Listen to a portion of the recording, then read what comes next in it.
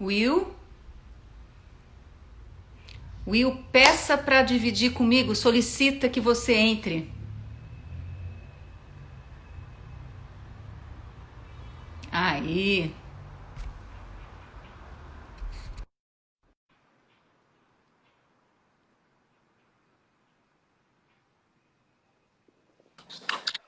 Aí. Solicitação atendida. Tá me ouvindo, Will? Tô ouvindo bem. Tô ouvindo. Ótimo, ótimo. Muito bom. Bom, a gente está esperando aquecer, mais gente chegar na sala, mas eu queria começar contando para quem está aí como é que surgiu a ideia dessa live. Uma live histórica, primeira live do Demasidades. É uma honra ter o Will aqui. E o Demasidades é um podcast. É um podcast que existe desde outubro, está fazendo 9 meses e agora está nascendo um outro produto, uma live, porque é uma live inaugural que nós nunca tínhamos feito nenhuma coisa assim. E na quarentena, a gente definiu um modelo, já que não dava para gravar o podcast por razões técnicas óbvias, a gente tem pessoas que nos ajudam, a gente definiu pequenos esquetes, pequenas conversas, onde a partir de textos literários a gente conversava conectava com o que estava acontecendo aqui no mundo. E esse modelo, no final das contas, verificou-se muito legal, porque a gente não esperava. E aí o Will sempre comentava. E aí eu falei, nossa, que interessante, né? Porque de uma impossibilidade a gente acaba descobrindo outras coisas. Mas nessa quarentena também eu comecei uma conversa muito interessante, plasmada no sofá.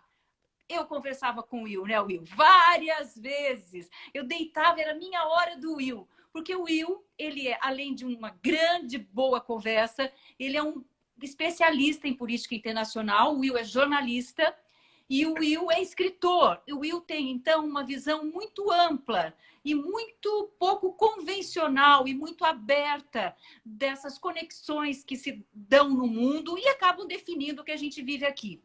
Um minuto que eu tô achando que eu tô muito escura, eu vou acender essa luz, gente. Espera um pouquinho só que eu tô muito escura. Um pessoal reclamando que tá mudo para eles, eu não sei. Eu tô te ouvindo bem, não sei. O Gabriel comentou. O Gabriel falou que agora tá. Ah, é? Tá mudo? Não, acho que agora deu certo. Mas Deu eles estavam. certo? Tá. Acho que a luz melhorou também, né, Will? Sim, melhorou. Bom, então voltando.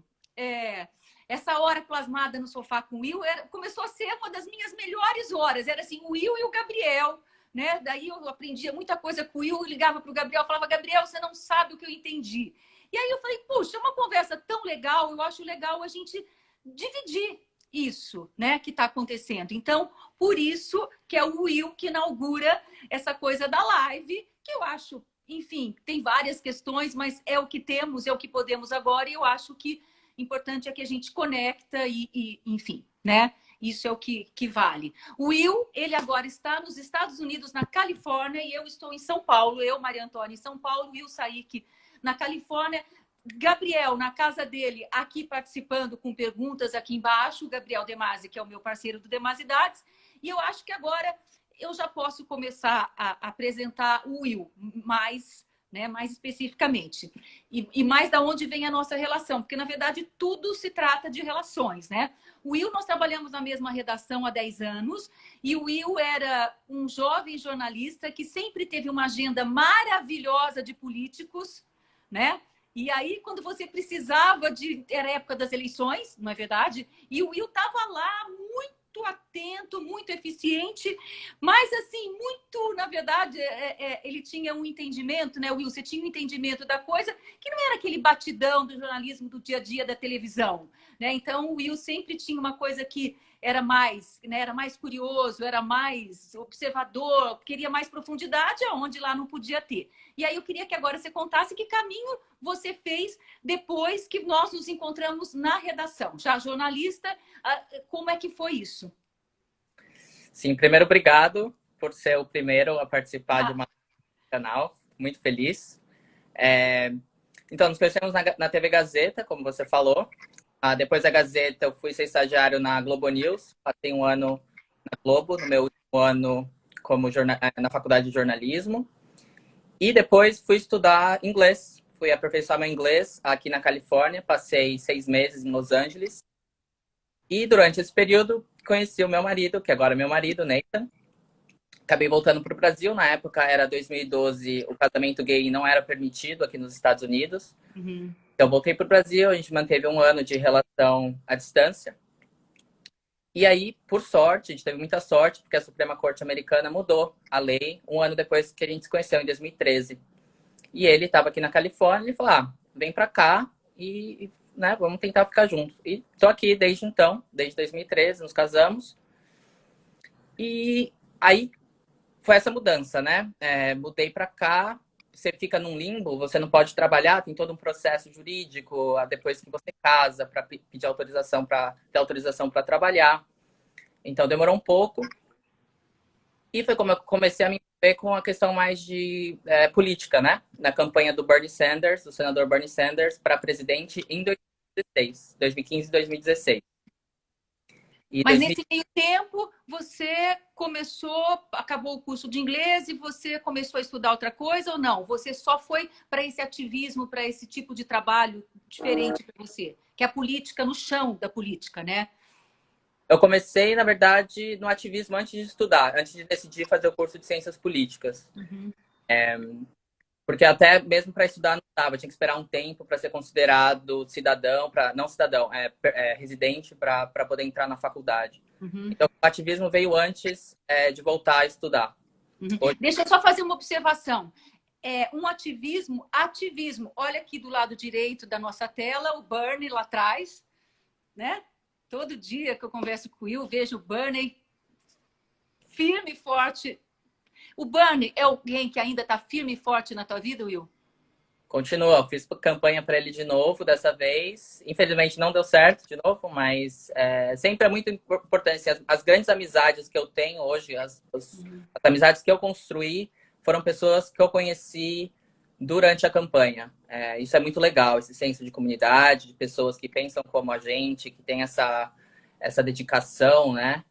Isso é muito, muito bom. Sempre me atraiu muita gente boa. Isso é bom também. Gente meio de verdade que a gente fala, né? Gente que pulsa, né? Enfim, porque para você estar lá numa coisa que você acredita tanto, você precisa pulsar de um jeito verdadeiro, não dá para ser. Agora, para começar mesmo a nossa conversa, eu queria ler para você a Angela Davis, numa live, a primeira pergunta que fizeram para ela foi: como você se identifica? E ela respondeu: ok, eu sou comunista, evolucionista, antinacionalista, antirracista, anticapitalista, feminista negra, queer, ativista, defensora da classe trabalhadora, revolucionária, intelectual, construtora de comunidades. Will, como você se identifica? Que pergunta difícil. Você vê que coisa? Que pergunta difícil. Como eu me identifico? Isso. Acho que primeiro ativista, queer, socialista e abolicionista. Acho que essas 4... Você pode explicar melhor essa coisa do abolicionista? Porque a gente pode ouvir com uma escuta histórica um recorte equivocado. Você podia contextualizar o que é ser abolicionista nos Estados Unidos hoje? Ou é nos Estados Unidos ou é uma postura que vale aqui para o Brasil? Como é que é isso, ser abolicionista? Vale aqui para o Brasil também. Vale para o Brasil e vale aqui, que é essa questão de a gente não pensar no sistema prisional como a solução para os problemas. Mesmo a gente tem essa tendência, né? Que a gente quer justiça, e a justiça a gente encara automaticamente como vamos prender todo mundo. E existem outras soluções, né? A Angela Davis é uma abolicionista clássica, tem a professora Ruth Wilson, que é uma geógrafa marxista também, muito amiga da Angela Davis, que escreve muito sobre isso. Que existem outras alternativas. A gente pode pensar além do sistema prisional e com uma coisa reformar, se pensar no exemplo da Noruega, dos presos. Existem prisões, mas você tem a oportunidade de se reformar, né? Você tem a oportunidade de trabalhar com arte enquanto você está preso, fazer cursos, se educar, e você sai de lá reformado. Você não sai como, né, PhD em contato com outros bandidos ou outras coisas desse outras facções, enfim, outras né? facções. Então, acho que pensar abolicionismo acho que é muito importante. É difícil porque a gente tem essa tendência automática, né? Em entender todo mundo, mas acho que existem outros. Agora, é interessante porque tudo que a Ângela, como ela se define e como você acabou de se definir, são definições que tangem e tocam diretamente a população negra. Uhum. População negra. Porque ser isso ou não ser assim ou não ser assim vai impactar direta e fortemente na população negra, prioritariamente. Porque não ser abolicionista é você, então, a prisão você enche de pessoas e a maioria negra. Hoje tem uma matéria nos portais da BBC dizendo números de como, no caso, a Covid, começa a matéria dizendo vai incidir sobre a população negra, onde é que a Covid mata e quem é que padece, e são números, né? A população negra brasileira e população negra americana. Né? Então, população negra brasileira são 56% de negros. E nos Estados Unidos são 13%. Mas as diferenças continuam latentes. A tua experiência aí, aonde é que iguala essa tragédia com a tragédia brasileira do racismo e aonde é que difere? E aonde é que tem uma conversa possível? Porque é aquela coisa que a gente vem conversando, de globalizar, de internacionalizar a causa, né? Uhum. Eu acho que onde iguala foi os dois países, quando eles saíram da escravidão, eles não criaram nenhum mecanismo de acolhimento. Então, não deram nenhuma oportunidade, tanto os negros no Brasil como os negros aqui nos Estados Unidos, de serem inseridos na sociedade. E oferecer reparação. Acho que reparação é essencial. Não só cotas, outras até em dinheiro. Aqui existe essa discussão de existir reparação monetária. Foi prometido, né? Depois da abolição da escravidão aqui, foi prometido um pedaço de terra para os ex-escravos. Nem isso eles cumpriram. Então, assim, nem o mínimo nem foi prometido.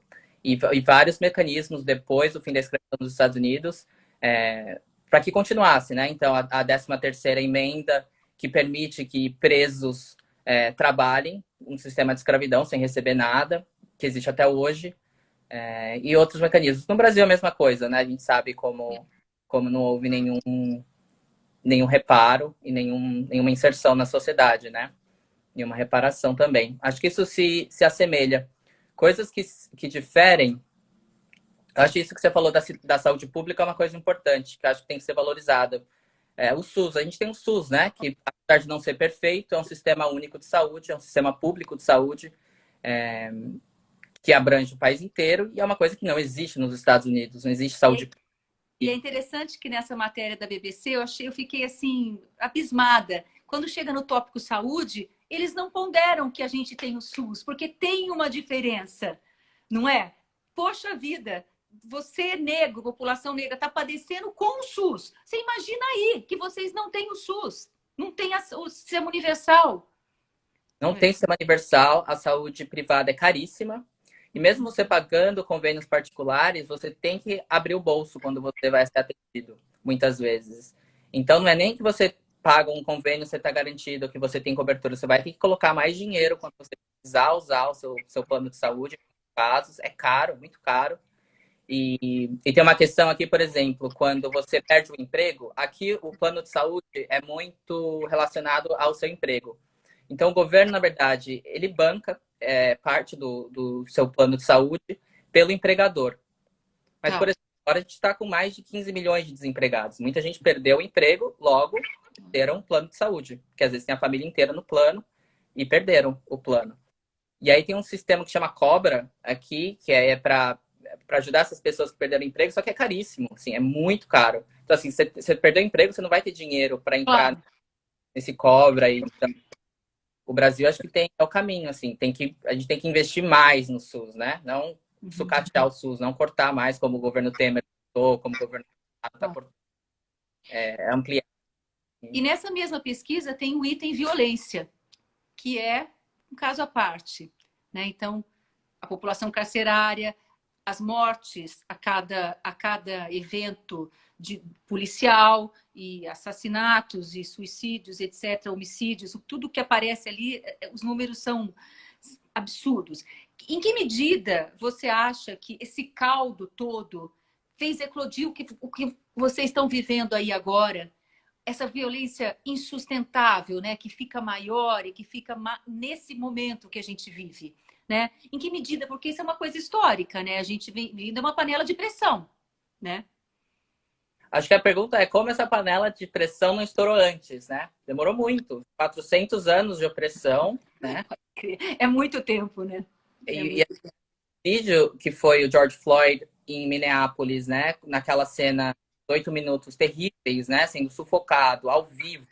Não foi o primeiro homem que foi pego numa câmera sendo sufocado, né? Alguns anos atrás a gente teve o caso em Nova York e não vai ser exatamente igual.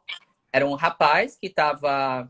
A polícia alegou que ele estava vendendo cigarros ilegalmente e fizeram isso. E mataram sufocado também. Asfixiado. Asfixiado. E não foi nem o primeiro que foi flagrado na câmera, né? Mas é o que aconteceu, né? A gente está aqui nesse período da pandemia, as pessoas estavam em casa, né? Muita gente em casa, passando o dia nas redes sociais. Então, acho que foi ali o rastilho de pólvora aqui, né? Que as pessoas ficaram indignadas com aquela cena. Essa coisa de querer sair também, né? Porque as pessoas estão cansadas de ficar em casa. E agora está esquentando, né? Quer dizer, já não está... Verão aqui, as pessoas estavam...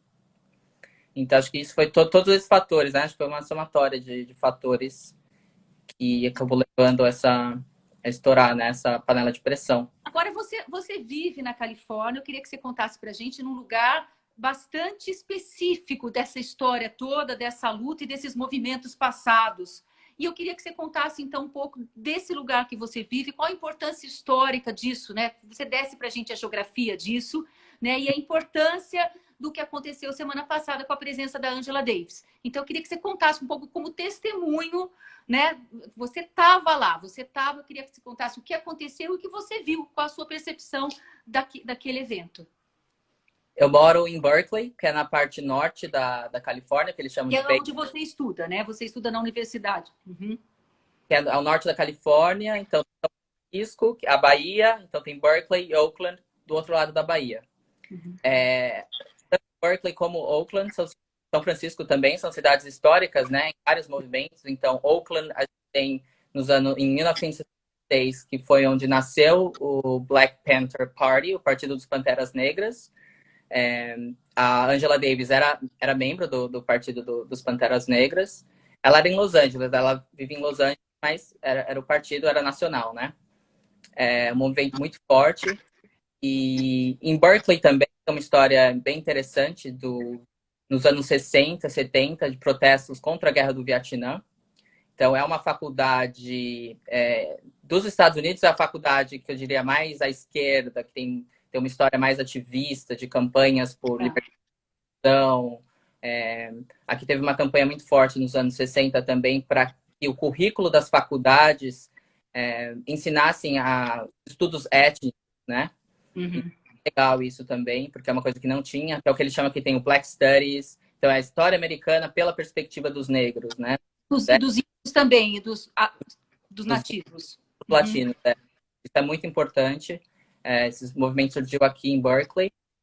E São Francisco mais da comunidade queer também, do movimento LGBT, mas eles também tiveram um papel muito importante por toda a história. Na sexta-feira, tivemos um evento aqui que foi o Juneteenth, que eles chamam. Juneteenth foi o dia, o 19 de junho, que os últimos escravos no Texas souberam da emancipação, que tinha acontecido 2 anos antes, que o Abraham Lincoln tinha assinado a abolição da escravatura aqui nos Estados Unidos. Então, é uma data importante e tomar essa proporção esse ano maior por todos os protestos, né? Foi organizado aqui em Oakland pelo Sindicato dos Portuários. Então, foi bem legal. Eles fecharam o porto de Oakland, que é um dos portos mais importantes da costa oeste aqui. E a Angela Davis participou. Ela gosta muito do movimento trabalhista. Ela tem essa visão dos trabalhadores, né? Isso que eu gosto muito dela, apesar de ela ser uma acadêmica, intelectual, ela valoriza muito esse conhecimento que não é necessariamente intelectual, que não é necessariamente das universidades, né? É da vida, da experiência dela, né? Que é tão válido quanto, né? Que muitas vezes a gente valoriza. E ela apareceu, ela foi dirigindo o Mini Cooper dela, né? Que ela é grupo de... Né? Então ela foi meio protegida ali, ela ficou dentro do carro. E aí Isso ela... você viu? Sim, eu tava ao lado do carro dela. Eu É. do lado. Chegou sozinha? Chegou acho que com a filha. Parecia a filha, não tenho certeza se era a É. filha dela. Mas parecia muito com ela, e mais nova. Então, presumo que seja. É. E então ela tinha o teto solar do Mini Cooper e ela conversou com a... Né, ela fez a fala dela. E sempre, né, falando, né, ela agradeceu, falou, né, da questão dos sindicatos, da importância dos sindicatos, e falou, tomara que os outros sindicatos também entrem nessa luta, né? Porque se os trabalhadores se organizarem, se os sindicatos se organizarem, a gente tem mais chance de vencer, né? Mas, Will, vamos fazer só um parênteses para essa coisa dos sindicatos. Aqui no Brasil, os sindicatos estão esvaziados, foram deliberadamente esvaziados, destruídos, porque para o neoliberalismo a gente sabe que não interessa uma estrutura sindical. Como diz a Maria Valéria Rezende, a escritora, eles sabem que juntos não tem para gente. Então, por isso, vão esfacelando. Qual é a perspectiva do sindicalismo das unions aí nos Estados Unidos agora? Quer dizer, a fala dela, ela está clamando e dizendo, mas como é que se dá isso se você tem, por exemplo, a Amazon, milhares de trabalhadores, iFood, Uber, que acham que essa precarização e essa ideia de que não, eu não posso, não existe essa figura. Quer dizer, como fazer essa luta do trabalhador sem essa figura do sindicato que ela tanto clama aí nos Estados Unidos? Aqui é bem difícil também. Desde os anos 70, que foi o auge dos sindicatos aqui nos Estados Unidos, caiu muito. E várias ações dos próprios governos mesmo para dificultar, né, que as pessoas se sindicalizem. Tem uma pressão muito forte dos sindicatos para facilitar o modo mesmo que os trabalhadores, se eles tiverem por exemplo, mesmo se eles tiverem uma maioria simples, eles não podem se sindicalizar. É muito burocratizado, é bem difícil. É bem difícil. Caiu muito desde os anos 70, principalmente no setor privado. No setor público é um pouco mais fácil, mas no setor privado ainda existem muitos empecilhos. Inclusive a Amazon que você citou, agora eles estão vigiando os trabalhadores, até espionando mesmo os trabalhadores para que eles não se sindicalizem. Assim, existe essa pressão mesmo das próprias empresas. O Walmart, por exemplo, você tem que assinar um termo quando você é contratado dizendo que você não vai se sindicalizar. O que é um absurdo, né? Isso não fere a Constituição? Não fere, não fere. Não fere. Não fere. É legal, infelizmente, e o dinheiro que as empresas gastam em lobby estadual, nas assembleias legislativas aqui, quanto no nível federal, é enorme. Assim, gasta-se muito, muito dinheiro com lobby né, nas câmaras para evitar qualquer tipo de direito trabalhista que tenha, né, que sejam incluídos. E em que medida você acha que a presença da Angela Davis, porque isso, por exemplo, aqui no Brasil repercutiu muito, muito. Mas aí, em que medida você acha que essa aparição dela, essa fala dela, impulsiona e avaliza o movimento, todo esse movimento que já está acontecendo? Porque logo depois dela também já tiveram outros acontecimentos. Quer dizer, parece que aí a coisa não para, né? Cada dia é uma coisa, cada dia é um fato fomentando esse movimento todo. Como é que você avalia isso? Eu acho que é muito importante a presença dela. Eu vi muitos jovens, isso que é legal, eu estava ali ao lado do carro dela, então eu vi, né, a dinâmica. Então você via muitos jovens indo até ela, você viu claramente de 20 e pouquinhos anos, chegando até ela, agradecendo, tentando conversar. É que era difícil, né, por ser, né, até uma menina foi sem máscara, ela pediu para a menina colocar máscara, né, porque ela é grupo de risco, como eu disse, né. Mas você vê, então, se os mais jovens também sabem quem é a Angela Davis, né? Apesar do ensino público aqui nos Estados Unidos tem muitos problemas, né? Então, acho que, assim, a partir do nível... Quando as pessoas vão para a faculdade, elas conseguem ter acesso à história americana como de fato aconteceu. Não é uma história... Demora, hein? Demora, É melhor aí do que aqui, que também não chega nunca, né? Mas o ensino público aqui, eles têm uma...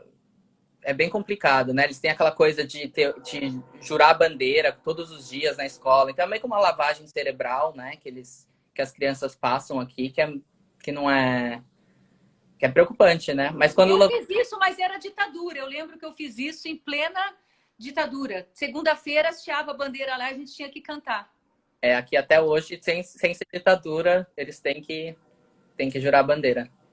Agora vamos falar um pouco, sim, aí sem ser ditadura, mas vamos falar o que esse país vive hoje sob a égide e o governo de uma figura inominável como Trump. O Trump, eu vejo, acho que ele não é a doença. Acho complicado do jeito que os democratas encaram o Trump como se fosse uma doença, uma anomalia, uma coisa que tem acontecido. Ele é um sintoma, né? Ele é a conclusão de anos, de décadas, né? De neoliberalismo, das empresas saindo dos Estados Unidos. Então, muitos ali no meio oeste, no norte dos Estados Unidos, onde grandes empresas, montadoras fabricavam seus carros. Então, famílias de classe média poderiam ter uma vida confortável, né? Sem luxos, mas vida confortável, juntar um dinheirinho. E que essas fábricas, essas montadoras saíram dos Estados Unidos, foram para a América Latina, foram para a Ásia e levaram todos os empregos, né? Então, existe esse ressentimento. Ele conseguiu tocar nesse ressentimento, né? Usando um discurso racista, um discurso de tudo, né? Homofóbico, xenofóbico. E conseguiu pegar essas pessoas, né? Esses trabalhadores que estavam insatisfeitos com razão, né? Infelizmente, eles caíram no conto do Donald Trump.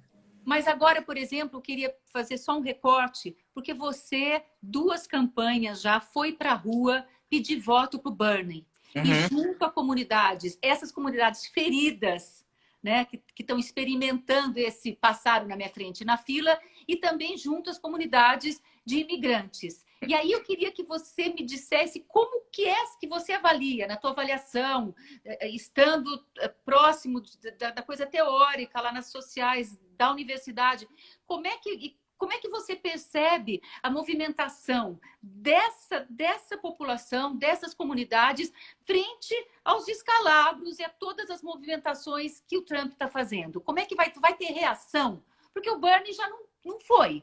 E como você sempre me diz, olha, não se iluda, os democratas são iguaizinhos aos republicanos. E eu já aprendi isso, já entendi. Né? Então, eu queria que você dissesse para a gente assim, bom, mas e agora, José? O que vai ser?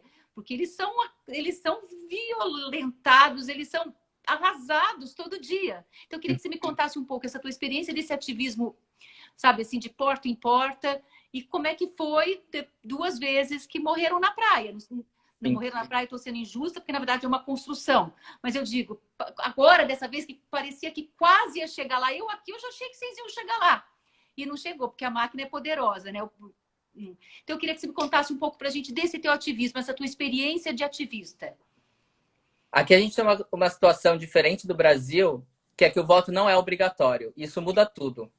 Então a gente tem que chegar no eleitor e convencer o eleitor a sair do sofá e aí votar.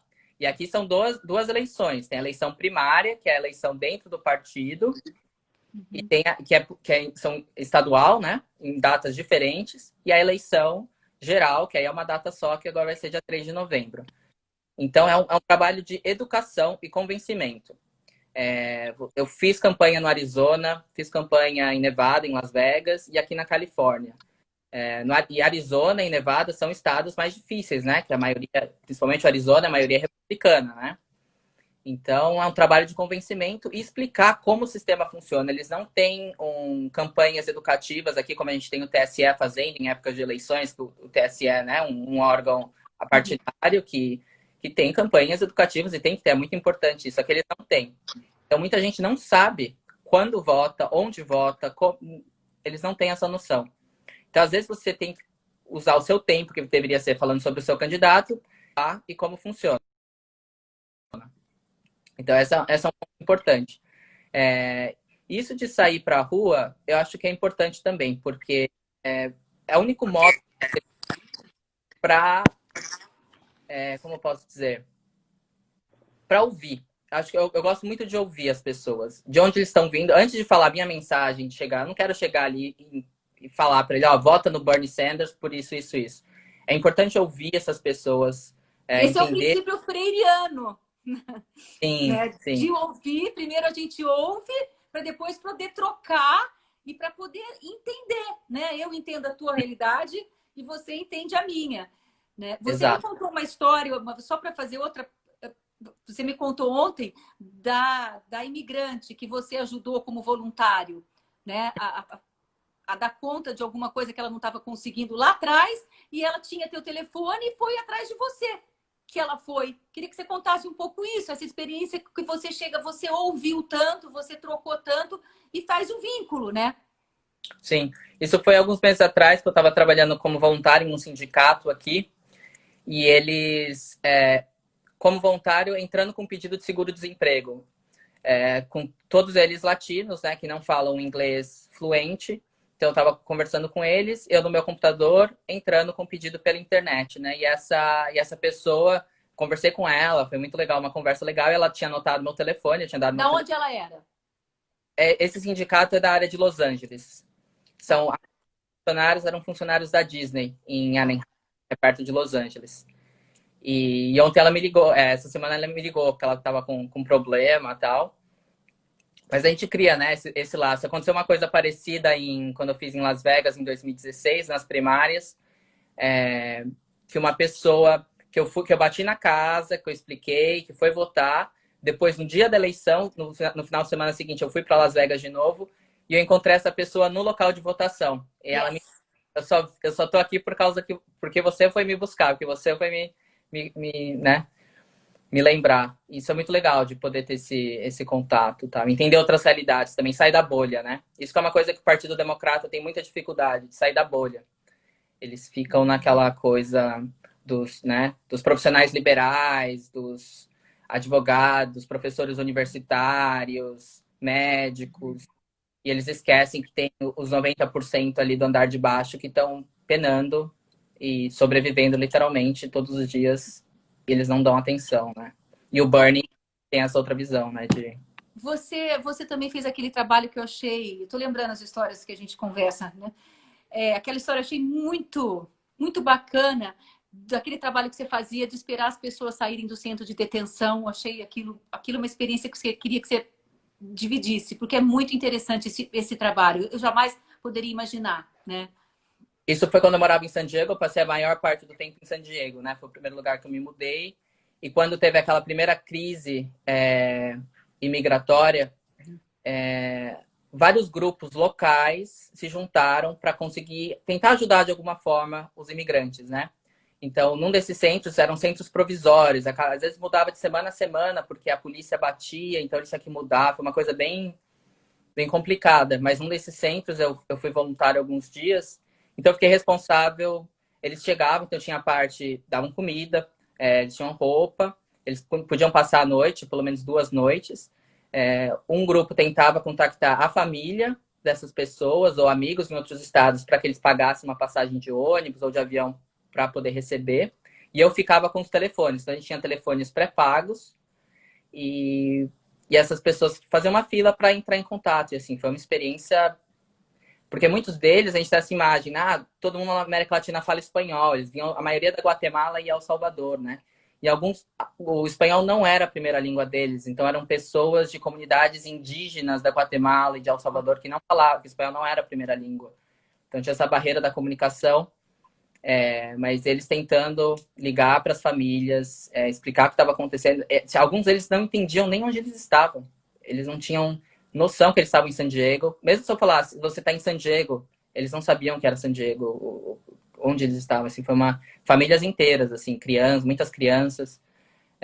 Foi uma situação bem triste assim de ver, mas muitos grupos juntos tentando ajudar. Isso é legal. Então, tinham médicos voluntários, enfermeiros voluntários, todo mundo ali tentando ajudar de alguma forma. E você acha que essa crescente mobilização que a gente está vendo muito agora, essa palavra solidariedade, né, que a gente se ouve muito assim, não tem saída para nós aqui mais ainda se não for uma rede de solidariedade, uma rede que entenda que assim, eu só vou poder estar minimamente ok se você estiver ok, senão ninguém vai estar legal, não vai ter jeito. Você acha que isso resiste, por exemplo, a uma próxima eleição do Trump? E mais, você acha, pelo esse andar da carruagem, que ele está despencando nas avaliações, assim como o nosso aqui também, mas você acha que isso é sustentável, essa queda dele, ou você acha que ainda a coisa pode virar e enfim? Eu acho que tá difícil pro Trump. Acho que eu diria que antes da pandemia seria 50-50% de chance de reeleição para ele. Hoje eu acho que ele tem menos chance. Eu acho que o Joe Biden tem mais chance, sim. Saiu uma pesquisa importante agora, acho que na segunda-feira, né, do New York Times, mostrando que o Joe Biden está com 15%, tá 15% na frente, né, da preferência dos eleitores. Mas o Joe Biden, é o que eu falo, se ele ganhar, não vai ser por mérito dele. Vai ser pelo demérito do oponente, que é muito fraco, né? O modo que ele lidou com essa crise mostrou, né, que ele não tem capacidade nenhuma de gerir um país. Já tinha provado antes, é que para muita gente agora, né, que... Quem é a base de sustentação desse cara? Quem ainda sustenta esse modus operandi do Trump? Eu acho que muitos supremacistas brancos, esse país está cheio, tem muitos. Aqui também! Nossa, saíram tudo da casinha! Estão aí purulando. Ele ainda tem muito apoio. Ele tem muito apoio. É impressionante ver. Mesmo que a gente ache, né? Que teve agora esse comício dele, né? Que não apareceu muita gente, tá? As pessoas falam, não perdeu apoio, mas ele ainda tem bastante gente que o apoia. Sim. E essa galera supremacista branca é capaz de infringir maiores dificuldades para os imigrantes? Como é que é essa política migratória? Você acha que pode piorar mais ainda? Quer dizer, é muito violento essa coisa dessa prisão, né, de criança. Isso tudo é inacreditável, né, que esteja acontecendo. E dentro disso, eu queria saber como é que você acha que o Bernie pode, de alguma maneira, se aproximar do Biden para tentar dar um outro viés para esse democrata. São dois tipos de democratas, né? Enfim, é tudo igual, já entendi, mas óbvio que tem uma diferença entre um e outro. Você acha possível isso? O Bernie está tentando, né? Ele vai levar os delegados dele. Aqui a gente vai ainda ter qual que é a palavra? Nossa, me fugiu. A reunião do partido, né? Que vai oficializar o Biden. O Biden ainda não foi oficializado como candidato. Ainda vai ter essa reunião. E nessa é uma reunião que dura dias. Então o Bernie vai poder levar os delegados, os votos que ele recebeu, que foram milhões de votos, para tentar, de alguma forma, influenciar na plataforma do Biden, né? Ele está lutando nos bastidores para isso. Eu desconfio, acho que vai ser bem difícil. Foi difícil com a Hillary Clinton. A Hillary Clinton não adotou quase nada da plataforma do Bernie Sanders da última vez. Então, acho difícil que o Joe Biden adote alguma coisa. A principal, que seria o Medicare for All, que seria a saúde pública universal, ele falou que não aceita, que ele não vai passar. Então, aí que era a questão principal do Bernie era criar o sistema público de saúde universal. O Biden já falou que não vai passar. Então, é difícil. O Partido Democrata é muito complicado. O Partido Democrata... Partidos, no geral, são muito complicados, né? Então... Agora, Will, eu queria que você falasse um pouco dessa experiência de morar aí, né? Quer dizer, não, agora você tem o Green Card, portador, né, do Green Card. Você já faz quantos anos você está aí? 5? Desde 2013. Então, 7 anos, é bastante tempo, né? Já deu para experimentar as pingas e os tombos, como dizia meu avô, né? Já sabe de lá e para cá, né? Como é que é isso. Mas é que as pessoas, todos nós, né, tem essa coisa de, puxa, e agora, né? O que a gente vai fazer? Agora a gente pensa assim, nossa, se eu já não queria ir para os Estados Unidos, não quero ir jamais, né? Porque assim, é uma versão piorada do que a gente está vendo aqui, né? Agora, mas eu queria, mas quando eu vejo assim a tua vida e tua trajetória, eu acho que é uma coisa legal para se contar, porque as coisas foram acontecendo, porque ao contrário dos imigrantes, às vezes, que se orgulham de não precisar dos serviços públicos, né? Não, eu nunca precisei disso que você me contou, né?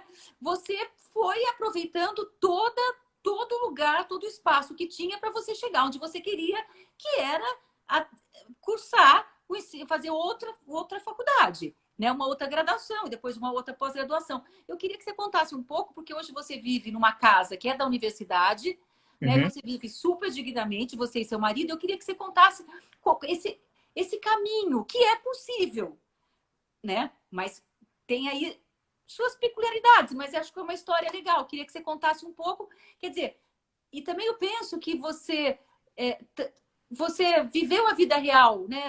Essas atividades tuas todas e como você se implicou com a vida americana, né? Isso também é uma coisa, né? Você não ficou lá em casa só com a comunidade brasileira, não. Você se implicou com a dinâmica macro Uhum. cultural, né? Então também isso eu acho que faz, enfim, eu acho. Mas eu queria que você contasse isso um pouco pra gente. Sim, acho que primeiro tem que falar, eu tô na Califórnia, que é um caso muito especial, eu acho que é um estado. Califórnia, né? É, eu dei sorte, é um estado mais aberto, acho que em vários Uhum. aspectos, tanto da mentalidade das pessoas, as oportunidades que os governos locais oferecem. Então, em San Diego, por exemplo, existiam escolas para, se você é imigrante e não sabe inglês, você pode estudar inglês como segunda língua de graça. Então, eles têm turno de manhã, tarde e noite para quem trabalha durante o dia, por exemplo, pode fazer cursos à noite, cursos de profissionalização. Isso é muito legal. Você fez? Eu cheguei a fazer o de inglês eu fiz.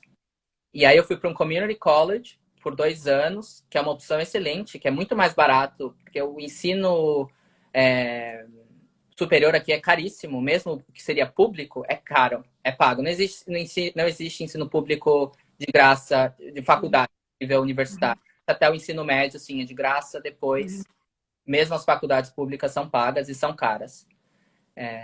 Então, o Community College é um bom exemplo, foi um bom caminho. Então, os primeiros 2 anos do meu curso de Ciências Políticas eu fiz no Community College.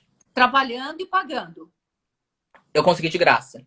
Pela minha renda, é de graça. É bem mais acessível o Community College. Porque Se- você ganhava pouco e não podia pagar o preço total. É. E aí eu me transferi para terminar minha graduação para a Universidade de Berkeley. Agora, esses E próximos 2 anos. E o governo cobre uma boa parte. Dependendo da sua renda, eles oferecem bolsas, ganhei bolsas. Então, eu tô pagando uma parcela pequena. Mas se você tem que pagar o total... Por isso que eles gostam muito de estudantes que vêm de fora do país, porque eles são obrigados a pagar o valor integral, que é muito caro. Para as pessoas terem uma ideia, normalmente são uns $40 mil por ano. É uau. o de uma faculdade pública aqui. É Uhum. caro, é muito caro. Uhum. Então foi isso, é o que você falou, assim, aproveitando, né, as oportunidades que você tem, que eu tive, por sorte, mas não são todos os estados que oferecem todas essas oportunidades. Varia, depende muito de onde você está dentro dos Estados Unidos, varia de estado para estado. A Uhum. Califórnia é um estado bom nesse sentido de oportunidade. E você pretende agora, para essa próxima eleição, trabalhar de novo, mas aí trabalhar para o Biden? Você faria o que você fez de novo para esse candidato? Em nome de uma causa maior, talvez, né? Não, não Não? conseguiria. Pro Biden, são muitas diferenças assim, ideológicas. Uhum. Eu acho importante também, a gente tem muito esse foco dos presidentes no nível federal, mas você tem muito mais impacto, e eu já trabalhei com candidatos no nível local. Tá. Muito legal. E acho muito importante. Eu trabalhei com uma candidata a deputada estadual, a Jack Fielder, de São Francisco, e eu acho que eu vou continuar com ela, porque ela vai disputar agora a eleição geral em novembro. Mas E ela ela, por exemplo, tem uma plataforma que contempla o teu lugar, que é o lugar de imigrante e LGBT. Quer dizer, você contempla, é isso? contempla totalmente. Ela Tá. é a plataforma, né?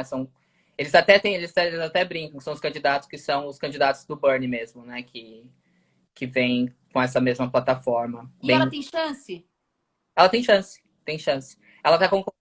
com outro democrata. Na verdade, vão ser 2 democratas concorrendo pela mesma vaga de deputado estadual. Mas ela tem chance, sim. Ela foi muito Tá. bem em áreas. E você tem mais impacto. Isso que eu Uhum. falei. Campanhas locais, você tem muito mais chance de. É muito mais fácil do Você que. acha que você está fazendo a diferença aí? Eu acho que sim. Acho que sim. Tem, trabalhei com sindicatos, em campanhas, é muito legal. Uhum. A gente fez greve em San Diego do pessoal de hotéis, da rede hoteleira. Hum. E foi uma campanha que durou mais de um mês, assim, de ir na porta do hotel e com os funcionários ali, que eu trabalhava com o sindicato dos professores, mas eles estavam ajudando com outro sindicato, né? Então a gente ficava ali gritando na entrada do hotel, durou um mês e deu certo. O Marriott aceitou a greve geral, né, da rede Marriott nos Estados Unidos, e eles aceitaram melhorar as condições de trabalho dos camareiros, dos porteiros dos hotéis. E é Porque assim, também não tem outro jeito, né, Will? O Marriott não vai falar, olha, gente, hoje eu acordei, o executivo, o CEO, e eu tô pensando que vocês precisam ter uma condição. Não vai, né, Will? Não vai. Na verdade, é isso, né? Aqui agora, você deve estar acompanhando essa coisa dos microempreendedores, imagina, os entregadores do iFood, a galera do iFood. Se tocaram, né? Se tocaram, porque não é possível. Então, tem uma charge assim, nossa, desde quando o microempreendedor faz greve? E o cara responde, desde quando você chamou o entregador de microempreendedor? Né? Então, é isso, não tem outra saída, né? É junto, tem que juntar, não tem. e um sindicato apoiando o outro, mesmo na sexta-feira do evento da Angela Davis, foi organizado pelo sindicato dos portuários, mas outros sindicatos se juntaram, apareceram, Você deram até cruzou uma mulher que está no teu artigo. O isso. Will fez um artigo para a ONG que ele faz estágio, a ONG brasileira que ele faz estágio. Will, a gente pode postar, colocar teu artigo no, Pode, por né? favor. Ele fez contando enfim, desse evento. Imagina, do ladinho ali da Angela Davis e com a galera de Auckland, imagina, né? Assim, o berço dos Panteras. E ele contou um encontro com uma mulher, né? Conta essa história, Will, que você encontrou a mulher sindicalista que foi até lá dar uma força. Sindicalista das antigas. Ela falou que marchou desde a época dos direitos civis, nos anos 60. Ela é de Long Beach. E ela falou: estou aqui em solidariedade com os meus colegas. E é por todos. Achei legal que ela mencionou assim todos os grupos. Ela falou: não é só pelos negros, é pelas mulheres, é pela comunidade LGBT. Então, esse sentido de solidariedade, esse sentido interseccional é muito importante entender, né? De toda essa luta, né? Foi bem É. legal. Will, olha, eu queria dizer que eu gostei muito dessa conversa, apesar de eu não estar plasmada no sofá, eu gosto de ficar deitadona, mas foi uma conversa muito boa e que adorei sua camisa e que acho que as 10, 15 pessoas que estavam aqui também curtiram o papo e foi muito legal. Mas eu acho que você tem uma longa trajetória aí e ainda você vai ter muita coisa boa para contar para gente. E o Demasidades vai estar sempre aqui para você vir e contar, Um tá prazer. bom? O Gabriel, acho que ele mandou uma pergunta, que eu acho que tá. Ah, vamos ver. Veja aí, Will. Ele falou: no Eu não Brasil, vi. há quem acredite que a lógica direita versus esquerda não funciona mais, que a mudança virá das favelas como uma Uhum, nova via. O que você viu aí que funciona e que podemos aplicar aqui nesse movimento? uhum. Pergunta boa. Eu gostei dessa pergunta. Eu acho que é isso, assim, sair um pouco dessa lógica partidária. Eu acho que no Brasil, pelo menos no Brasil, a gente ainda tem uma esquerda forte, né? Do PSOL, PT mais ou menos, mas o PSOL, né? Um partido forte. Aqui não existe esquerda organizada, partidária, né? Então é muito mais difícil. Então a gente é como se a esquerda estivesse tentando se infiltrar no Partido Democrata para ter uma voz, mas ainda assim, Davi contra Golias. E eu acho que outras vias, sindicato, né, como a gente tem falado aqui nessa conversa, acho que é uma via importante. E o Partido Democrata cooptou, muita parte sindical também foi cooptada pelo Partido Democrata, que é tomar cuidado, mas acho que criar grupos sindicais independentes. É, o Gabriel falou das favelas, acho que também tem iniciativas incríveis. Agora eu estou trabalhando com a comunidades catalisadoras do Rio. Um trabalho incrível que eles fazem com vários projetos. Acho que vem daí, assim, soluções. E no micro mesmo, de comunidade, questões menores.